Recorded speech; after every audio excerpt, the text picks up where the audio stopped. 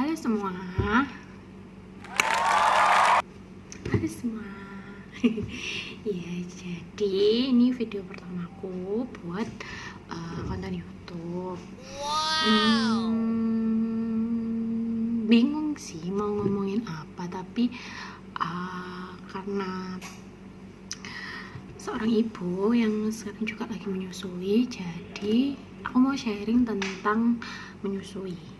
Jadi aku hamil itu setelah pernikahan kedua tahun, jadi lumayan agak lama sih nunggunya. Aku mau cerita tentang pengalaman sebelum hamil sampai proses hamil, nanti di next video aku bakalan cerita. Tapi sekarang aku mau cerita dulu tentang tips sukses menyusui.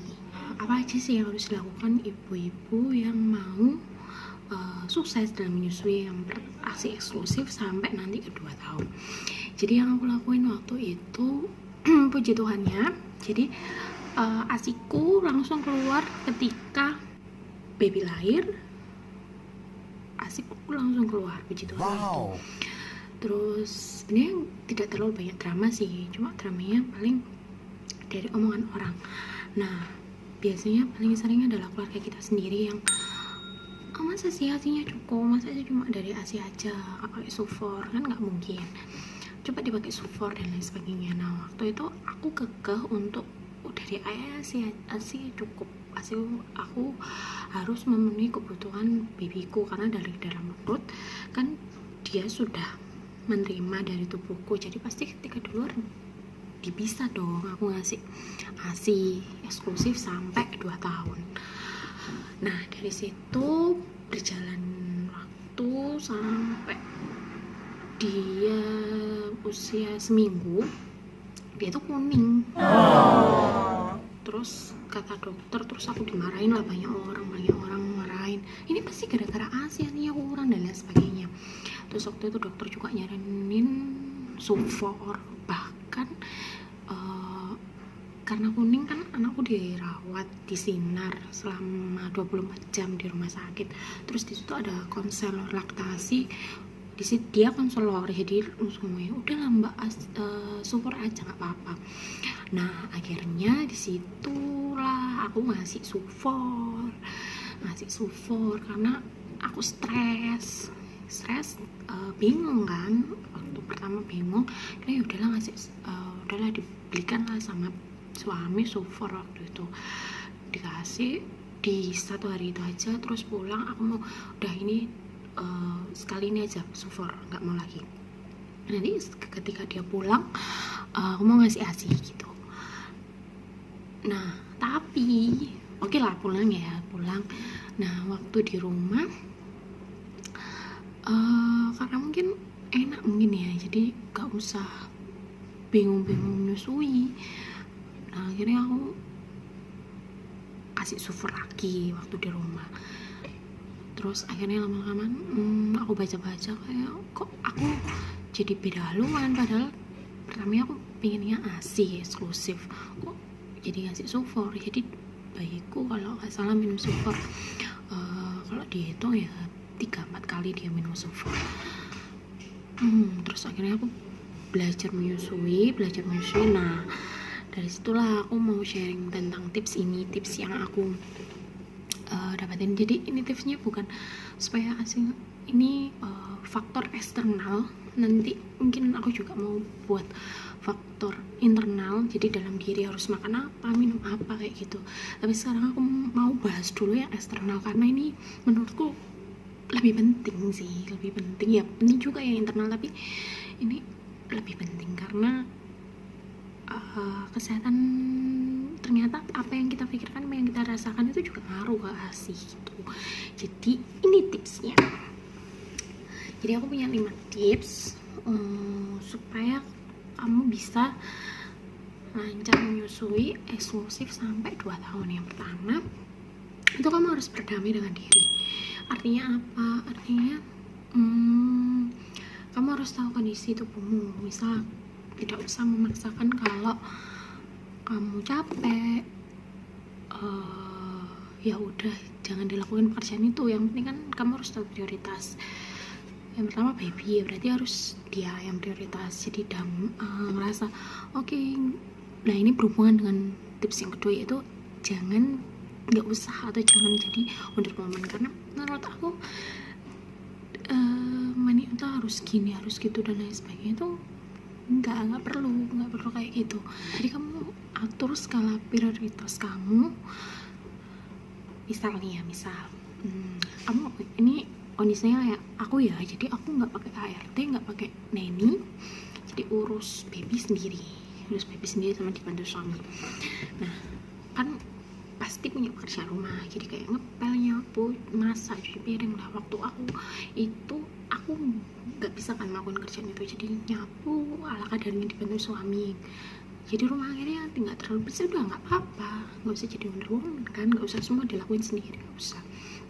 Terus kalau nggak masak biasanya pesen, kan sekarang gampang kan pesen, tinggal klik langsung ada, udah gitu. Terus apalagi ya, cuci baju, jadi kan bisa mesin cuci, jadi lebih gampang. Atau kalau nggak mau bener-bener nggak mau repot, ya udah laundry aja, nggak masalah. Jadi kayak gitu, nggak usah perlu semua kamu harus ngelakuin, nggak usah. Kalau kamu capek kalian juga pengaruh loh ke asinya, pengaruh gitu. Jadi yang penting mana dulu, baby dulu apa pekerjaan rumah dulu gitu. Terus apalagi yang ketiga, adalah kamu harus cari support systemnya siapa? Biasanya memang suami. Jadi kamu harus edukasi ke suami untuk dia tahu tentang ASI gitu, cara ngasih ASI, terus gimana sih ASI itu, terus pijat oksitosin. Nah kamu bisa cari di Google sih kalau itu pijat oksitosin banyak.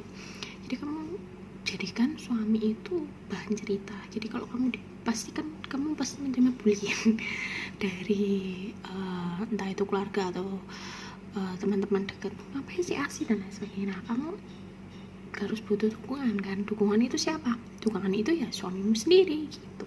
Jadi cari support system itu suami, atau bisa mungkin ada orang tua yang juga support masalah ASI gitu.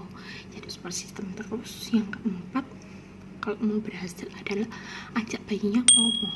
Dek, kalau biasanya kan kalau pertama itu puting lecet dan lain sebagainya. Puji Tuhannya memang waktu itu aku gak ngalamin sih, karena pas dia agak gigit gitu, gregetan, nah itu aku ngomong, adik jangan digigit gitu. Hah? Bayi diajak ngomong,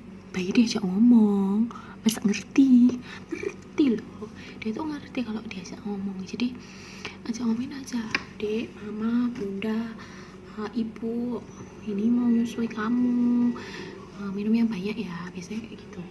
Nah kalau kayak gitu dia pasti ngerti kok. Atau kalau sebelumnya udah pernah ngasih support, bilang aja, dia minumnya sekarang di ibu, di bunda, di mama ya, nggak pakai botol lagi gitu. Bilang aja, pokoknya apa yang kamu pengen ke anakmu bilang aja, dia ngerti kok, beneran dia ngerti. Kayak aku pengalaman sih dari hamil, sering aja ngomong dia, dan sekarang dia usianya 1,5 tahun lebih.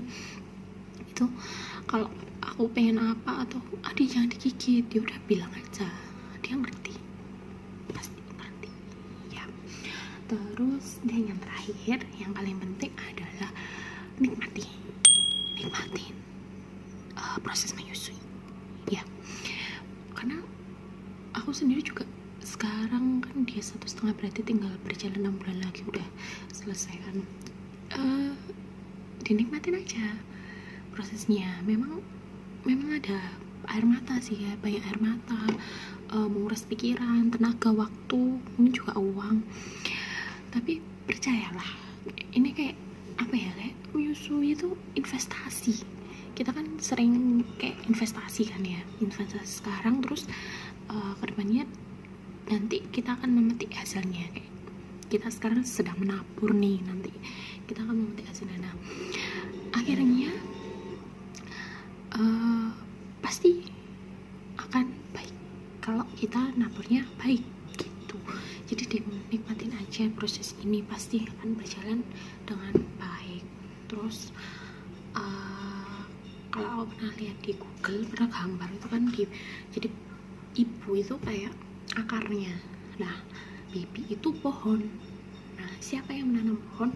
Kan Tuhan yang nanam. Jadi kita tuh akarnya. Pohon dapat minum dari mana? Dapat makan dari mana? Kan dari akar. Jadi dari kita. Jadi ini dari semuanya adalah, dari pertama sampai kelima adalah kamu harus nikmatin itu. Oke? Jadi sampai di sini dulu ya. Kalau kamu ada pertanyaan, silahkan komen di YouTube aku. Jadi ini YouTube video pertamaku, jadi masih banyak kesalahan, jadi maafin ya. Terus jangan lupa share, like, and subscribe. Jangan lupa ya, subscribe, share ke banyak ibu-ibu atau banyak komunitas yang kamu punya, supaya banyak anak-anak yang minum ASI. Oke, sampai jumpa di video selanjutnya. Bye bye.